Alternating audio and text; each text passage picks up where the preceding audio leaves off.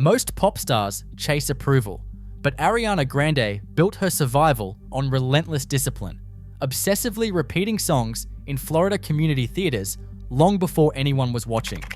The version of Grande the world loved couldn't survive fame's pressure, so she built a new system one few outsiders ever see. Here's how her habits became the only shield strong enough to last. Ariana Grande grew up in Boca Raton, Florida, surrounded by parents who valued hard work and creativity. Her mother, Joan, ran a communications company. Her father, Edward, designed graphics from home. The house was filled with music, laughter, and the kind of encouragement that made ambition feel normal. From the age of 8, Ariana spent her afternoons at the Little Palm Theater, where rehearsals became her second home. She was not just another kid in the cast. She arrived at least an hour before anyone else, sometimes 2, sitting quietly with a cassette recorder, running lines and melodies again and again.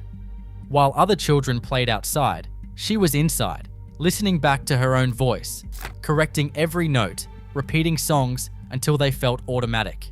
Her family never forced these habits. Instead, they offered space and support, trusting her instincts. Even after her parents separated, both stayed involved, showing up for performances, making sure she had rides to and from rehearsals. The discipline Ariana built in those sunlit Florida rooms was not about chasing applause. It was about showing up every single day because she believed that skill and reliability would matter more than talent alone. Inside her bedroom, Ariana set her own rules. Before school, she ran through lip trills and scales, sometimes recording herself on a cheap cassette deck she borrowed from her dad. She was not just practicing songs, she was dissecting them, listening for the smallest slip, and starting over. By 2004, she had stacks of tapes labeled with dates and notes in her handwriting, flat on chorus, try again. Her warm-up was not a phase or a trick for auditions. It became a daily ritual that never depended on mood. Inspiration did not matter. Routine did.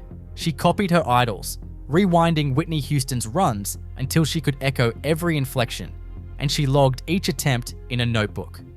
These drills were not for anyone else to hear. They were quiet contracts with herself, proof that repetition could turn nerves into muscle memory.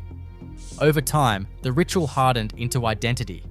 Practice was not something she did, it was who she was. By 2013, Ariana's talent was no longer a private contract with herself. Headlines compared her voice to Mariah Carey, sometimes as flattery, sometimes as accusation. Critics dissected every high note, questioning whether she was original or just an echo. The numbers behind her name exploded, with millions of new followers in a single year, each one a new set of eyes tracking her every post and appearance. By 2015, her relationships became tabloid currency. Paparazzi staked out sidewalks, fans refreshed gossip sites, and every handhold or glance became a trending topic. Magazine covers speculated on her intentions. Instagram comments counted her smiles. The pressure to defend her authenticity, her choices, even her tone of voice, grew relentless.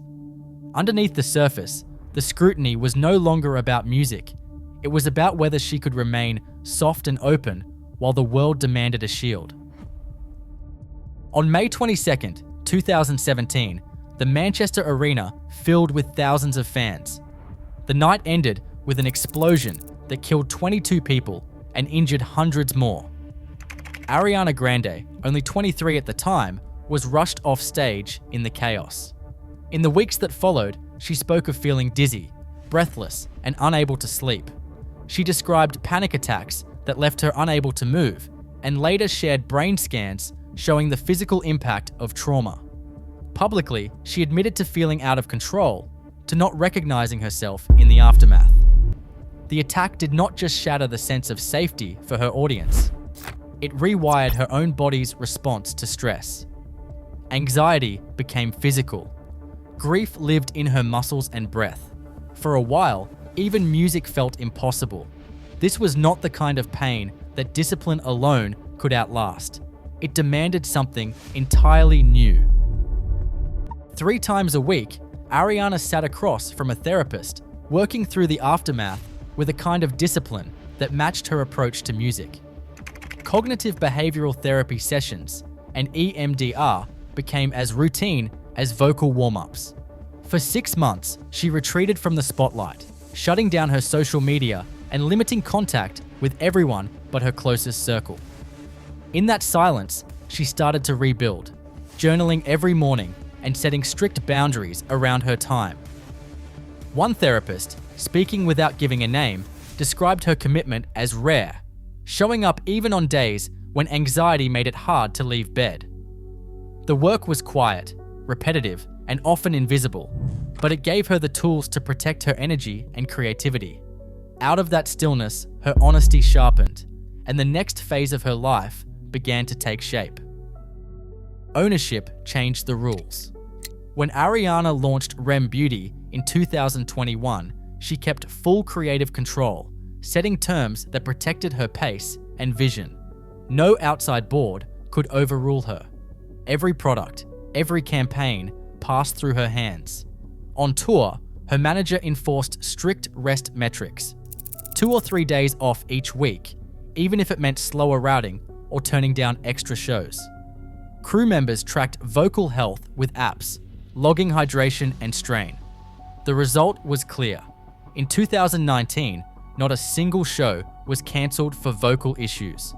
While other artists burned out or lost their voices mid-tour, Ariana's system delivered reliability. Quiet power wasn't about being everywhere at once.